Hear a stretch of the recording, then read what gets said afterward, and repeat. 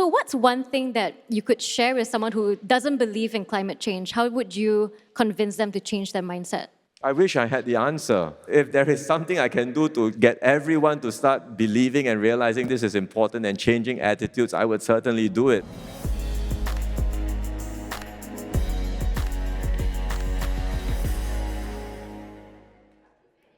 So I understand that climate change is a pet topic for quite a few of us in the room today. Some people here are very passionate about climate change. So I'd love to hear more from you. Do you have a question for us? Yes, so I'm Pranav from SMU. Given the current economic climate, it's a bit hard for us to focus on things like sustainability when you're already struggling with, buying houses and all these other things. So how exactly, for a topic like sustainability, where really the mindset of the people is what really matters more than government policies coming into place, like the leaders of our country, you have come up with great plans in the SG Green Plan and stuff, but when it comes down to simple things like recycling, we still don't have very high recycling rates, right, compared to certain countries like Japan. But this really boils down to the mindset of the people. How do you plan on changing, or how can we actually, as a community, change the mindset of the people so that we actually become a greener city? Yeah. It is challenging to change mindsets, you're absolutely right. So we will continue to, with all the efforts we can, to remind everyone why climate change is such a major global issue. And I think over time, unfortunately, we might see things worsening. And hopefully that will give people the awakening that they need around the world, not just in Singapore. Because it used to be, they say, once every 100 years there is there's an extreme weather event. But this once every 100-year event is happening more frequently. Every year you have a once every 100-year event. So it's quite clear the weather is changing, global warming is happening, and you are seeing this impacting countries all over us, everywhere in the world. And I think as more of this takes place, hopefully we will see this will motivate, get governments everywhere and people everywhere to do more on climate change. We hope it will not come to a stage where it gets really into a climate disaster before people act, and that would be too late. But I think we do need that awakening of mindsets, a change of mindsets, and we will do our part in Singapore, but really it requires more than just a Singaporean effort. We need a global effort, and we certainly need an Asian effort too, to get countries in Asia to do more to tackle climate change. Did you want to say more? Do we really have to wait until more disasters happen until Singaporeans open up their eyes to this? We hope not, but it's not just a Singaporean issue. Like I said, Singapore contributes 0.1% of global emissions. So it's not a Singaporean issue. A lot of this will take place in Asia. And unfortunately in Asia, you don't see that same, that same focus on climate change actions that you see in Europe, for example. And it's understandable because in Asia, many Asian governments and countries are struggling, as you said just now, even more so than in Singapore, because they don't even have basic access to utilities, to electricity and water. So they are in a completely different state, right, where they don't even have access to basic utilities. So what talk about climate change? And so it's understandable why their mindsets are different, but we certainly don't want the situation to worsen before change happens. But I think you've got to understand that given where they are, one can almost appreciate why their priorities may be different. And many of these Asian governments would like to do more, but they also face challenges in terms of financing their renewable energy projects, retiring coal plants early. Not so easy to do. Who's going to pay for it? And so if the governments and the countries are struggling with resources, obviously they will direct the resources to more immediate needs rather than these other issues. And this is where we have to tackle that particular issue directly, the financing of climate projects. And here we are trying to do our part in Singapore, actually, with many, many regional initiatives to get financing into these projects for the region, not just for ourselves, but for the region. And we hope that with our efforts, attitudes, mindsets will start to change. And hopefully it will not be too late. Thanks, Sam. Yeah. Thank you so much for sharing. Would you like to share a question or, yeah? Go ahead. Hi, I'm Sam. So I'm actually a sustainability professional. So I think we talk a lot about consumer behavior, and I'm also curious because even though Singapore is a small country, we bring in huge financial flows. A lot of businesses have assets and investments here, but their manufacturing carbon footprint might be elsewhere.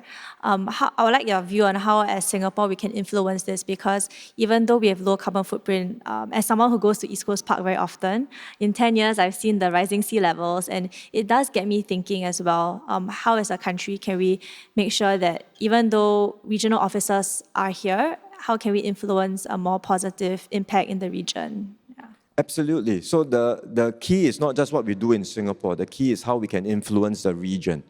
And you're right. One way we can do that is by getting these companies, particularly the multinational companies, to get to net zero, not just for their Singapore operations, but for their global operations. And net zero, not just for themselves, but the technical phrase is they talk about scope 1, scope 2, scope 3 emissions, which means emissions from your partners. And I would say many of the larger companies, the global companies, are committed because they are under pressure themselves, and they also see the need and the importance of this agenda. So whether you talk about financial institutions, banks, large MNCs, even the energy companies in Singapore, Shell and Exxon, they all have commitments to get to net zero by 2050, and they are committed to doing this not just for Singapore, but regionally and globally. So we are working on all fronts, but even after doing all that, I think we have to be prepared to plan for the worst stuff, right? So it's not because we want the disaster to happen, so please don't misunderstand. We don't want a disaster to happen.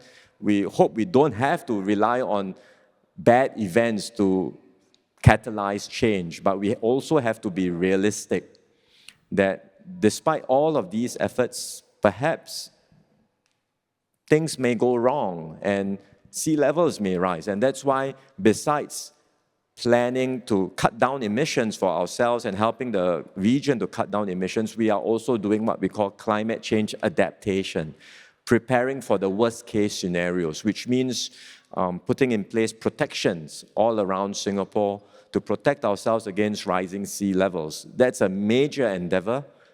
We have some time to do this, but we are already setting aside resources to build higher sea walls and defenses to protect ourselves against such a scenario.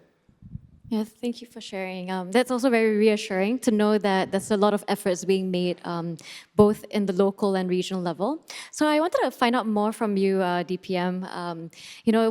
I think as individuals, a lot of us feel very strongly about climate change. And I think from what I hear from your answers is that it requires a big mindset change as well as actions following that, right? So how have you shown your support for climate change in your personal life?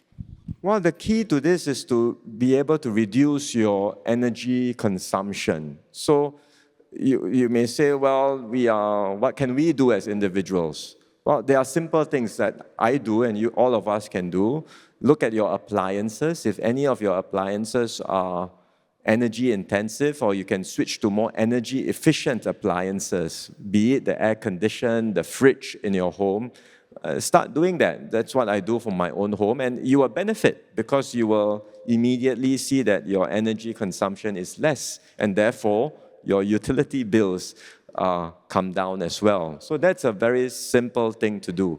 Of course, beyond that, it's really looking at how much you consume. And again, very simple things can be helpful, like not just turning off the TV on the remote, but switching it off at the mains, because there is standby power if you don't switch it off at the mains, right? So it may sound like a very small thing, but then if you make that extra effort, you will start to reduce your own carbon footprint, because the key amount of resource we consume, a lot of it is through the electricity we consume at home. That's one thing I do. But everyone may have different ways in which they can contribute to this. And yeah, so thanks for sharing that. But that still requires a behavioral change, right? It's like additional steps to go turn off more switches, as easy as it sounds. So what's one thing that you could share with someone who doesn't believe in climate change? How would you convince them to change their mindset?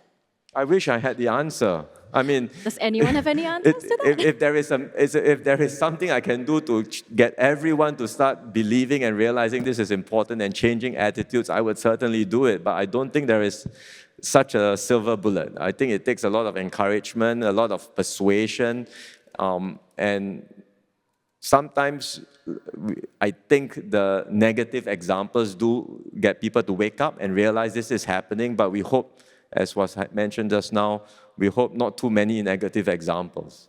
So my name is Shana. I'm a final year student at Yale and US College.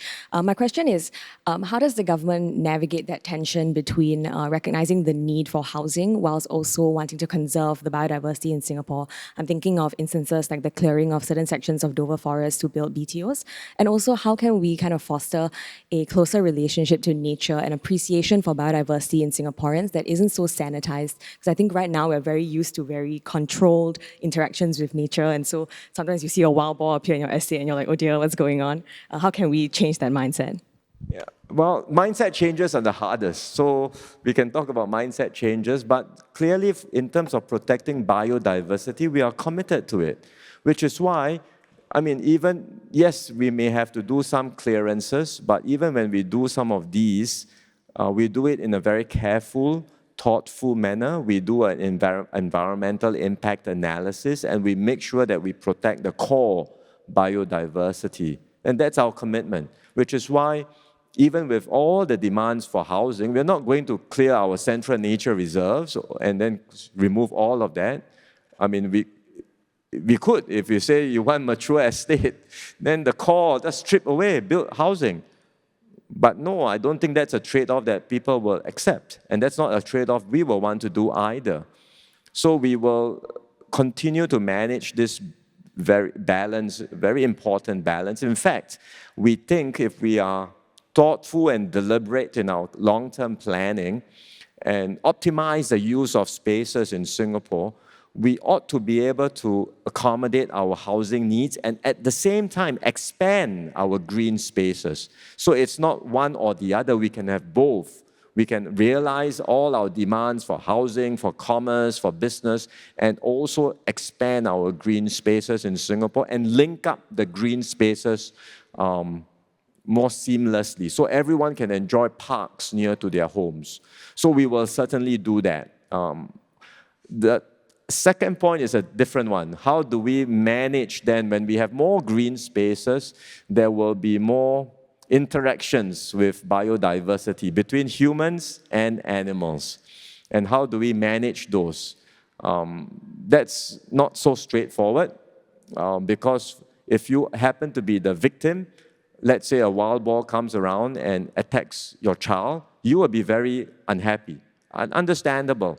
Or let's say an otter goes to your home and eats up all the fishes in your pond, you will also be very unhappy, and we understand. And so how do we deal with these real issues, manage them, and get people to make the necessary adjustments in order to coexist harmoniously with nature? That's something that we are mindful of, we will continue to work at. One part of this actually is to also educate people not to feed animals. Because if we don't feed animals in our urban areas and encourage them to come out of the nature areas into our urban areas, then they will certainly keep they will keep at the forested areas. They won't come out. But the more humans start feeding, encouraging them to come out and making them think that coming out to urban areas is very safe, it's fine, I think that creates potential areas of tension. So some of this is really educating the public as well. Thank you for sharing. So any other questions around sustainability? Yes. I guess, Okay. Okay, I'm Shruti. I'm an architectural designer.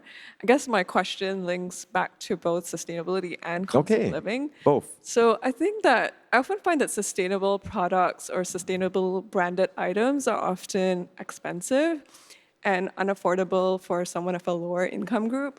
Like, why should I spend maybe like $10 on a bamboo straw when I can get it for 10 cents as a plastic straw? So my question is like, how can I make sustainable products or sustainably branded items more affordable so that I don't incentivize someone who would like to be a part of this movement but is unable to afford such products? And then based on that, how can I make sustainability and climate activism more affordable and accessible to the masses? Yeah, thank you. No, it's a very real, so in a sense, the environment, sustainability, and cost of living issues are intertwined, right? We want to have more sustainable living, but what if the items are more expensive and then it contributes to my cost of living crisis? Fortunately, I think over time, some of these sustainable items or more energy efficient items will get cheaper and cheaper.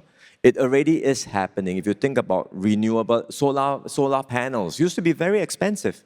Now it's quite affordable, very affordable in fact. And that's why we are putting up solar panels everywhere in Singapore as long as we can find rooftop space, even spaces on sea space, reservoir space, we are putting and deploying solar panels because they are getting cheaper.